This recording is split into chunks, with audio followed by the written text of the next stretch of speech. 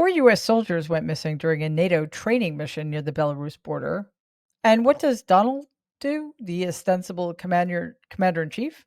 He shrugs and says he hasn't been briefed. While families wait in agony, the guy who's supposed to be in charge of the United States military cannot be bothered to answer a single question or ask a single question about their whereabouts. Yesterday, on March 26th, NATO Secretary General Mark Rutte mistakenly stated that four U.S. soldiers had died during a training exercise, prompting a clarification from NATO later that day. As of March 27th, the U.S. Army has not confirmed the soldiers' fate and said the search is ongoing. Four US soldiers are missing tonight after an incident during a training mission in Eastern Europe. The armoured vehicle they were operating discovered submerged in a body of water. This was a tactical exercise in Lithuania on the border with Belarus. It is still early news, so we do not know the details, but obviously this is really terrible news, and our thoughts are with the families and loved ones. An official confirming to ABC News soldiers from Fort Stewart in Georgia went missing Tuesday, riding in a 70-ton M88 armoured vehicle, which was sent to recover another vehicle that had broken down during an exercise. The US and Lithuanian military at the scene. The Lithuanian defence minister calling this a complicated rescue operation that will take some time. The incident occurred on March 25th, 2025, and the soldiers were from the 1st Brigade, 3rd Infantry Division, and they went missing after their armored Hercules vehicle was found submerged near Pabrade, less than 10 kilometers from the Belarusian border, an area of heightened sensitivity because of the Russian military influence in the area. When asked about the missing soldiers, Donald's response revealed a lack of awareness, or maybe he forgot that he'd been briefed about it at all, despite the fact that this incident involved U.S. troops abroad, something he's supposed to care about or at least pretend to care about. Obviously, a response from the commander-in-chief during a potential international crisis is something that people look to. Watch this clip. Have you been briefed about the soldiers in Lithuania who are missing? No, I haven't. Have you spoken, sir? Okay, that is not believable. There is no universe in which the guy who's sitting behind that desk in the Oval Office doesn't know what happened to four United States soldiers in foreign territory, hostile foreign territory. There's just no universe in which that could possibly be the case. What, did somebody from the Pentagon come over and say, hey, we need to brief you on something extremely urgent, and he just brushed them off? Maybe that's what happened. Maybe. Did the person approaching him not say, sir? I don't know, but it is so offensive to me that he can sit there and claim either not to know or not know. The missing soldiers exercise took place in a region where NATO presence is crucial to counter Russian aggression, because unless, you're Donald and you don't know anything, Lithuania is a vocal Ukrainian ally, and it sits on the front lines of NATO's deterrence strategy, making any military mishap here deeply consequential, because we know how this is going to go. Ukraine, if it falls, is the first domino. And then the other countries that are holding the line behind Ukraine will be next, and that includes countries like Lithuania and Poland. Donald has made one thing very, very clear for a very long time now, including starting with, and before that, but let's start with the 2016 election, where he made it very obvious that for him, Gold Star families doesn't care. He doesn't care about anybody who serves this country. He doesn't care about active duty troops. He doesn't care about veterans. He doesn't care about those who have fallen. Why is the question? Why? What does it cost this person to at least go through the motions and, in a time of crisis like this, stand up and at the very least, pretend that this is a matter of utmost importance to him? Well, you have to go back in time. My grandfather cared about one thing, and it was his business and basically making money. That was it. He knew real estate. He was good at it. People, through hundreds of millions of dollars in government contracts at him so he could make more money. And he hated paying taxes. You know, things that support the troops. So he passed that on to at least some of his children, certainly Donald. The only thing that matters to these viciously cruel people is money. There was one exception, though, and that was my father. My dad went to Lehigh University, and he enrolled in ROTC. Once he graduated, he became a second lieutenant in the National Guard, which he served with a lot of pride. However, that was considered frivolous, kind of like becoming a professional pilot for TWA at the dawn of the jet age was considered in my family by my grandfather frivolous. How dare you have any ambitions as a man beyond making money for my company? You're not a real man if you do those frivolous things. You're a bus driver in the sky. You're a glorified chauffeur. What are you wasting your weekends for? Training for the National Guard to defend this country. How dare you? How dare you? That's what Donald grew up with. And the other lesson Donald learned was don't be anything like Freddie, my dad. Why? Because being like Freddie is going to get you killed. So you buy in. You buy into the selfishness.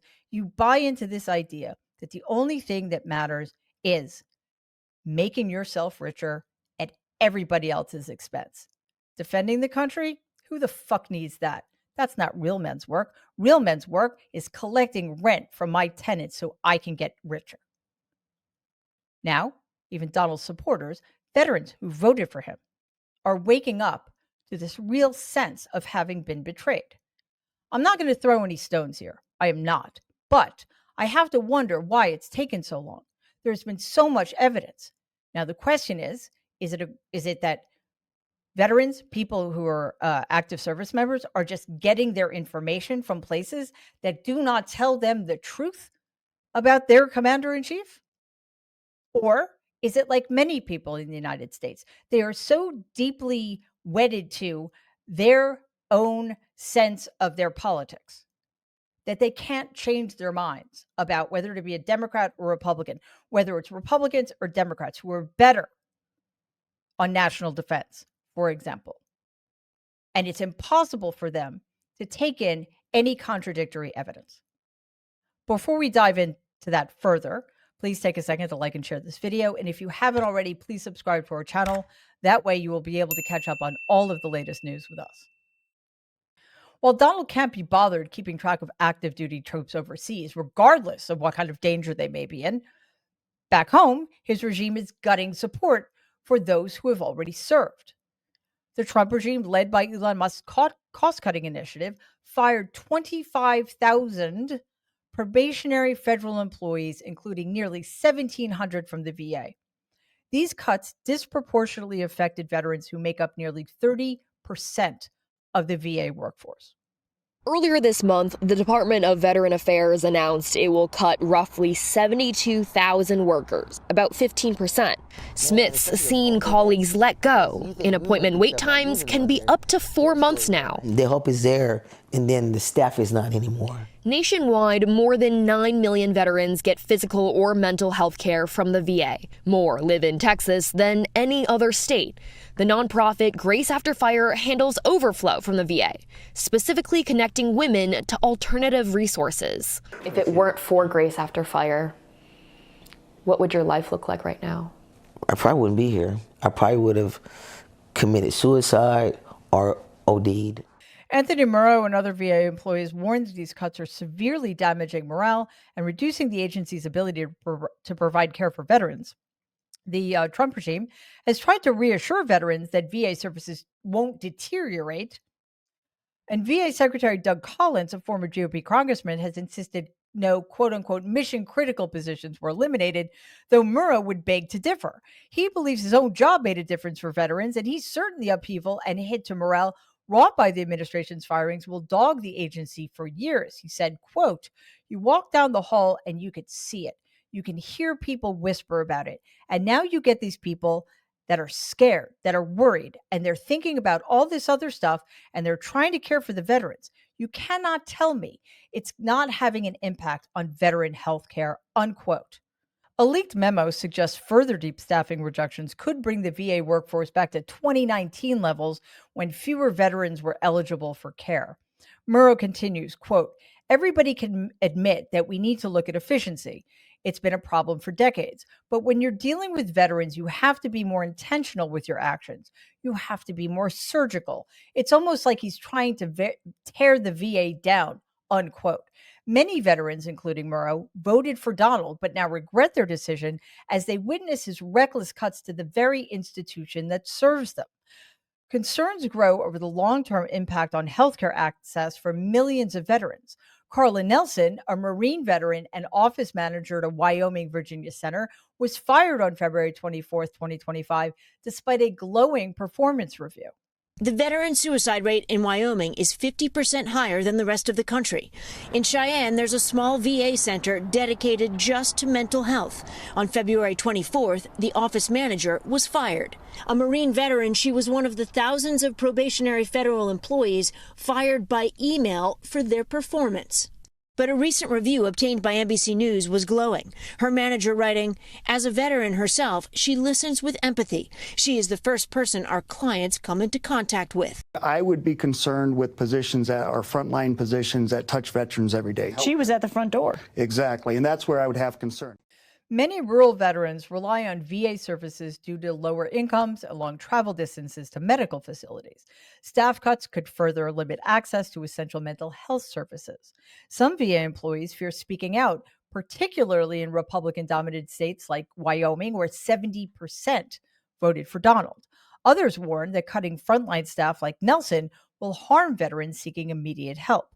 Now, I just want to stop there for a second. They're afraid of speaking out in districts that are heavily Republican because they are not getting the services they need. These are our veterans. These are people who sacrificed a lot to serve our country, to protect us, to protect our rights and our freedoms. And they're afraid to speak out in districts that are heavily in favor of the so-called commander-in-chief, because he's the one preventing them from getting the necessary services they need. And not only the services they need, the services that were promised to them before they signed up and served in the first fucking place.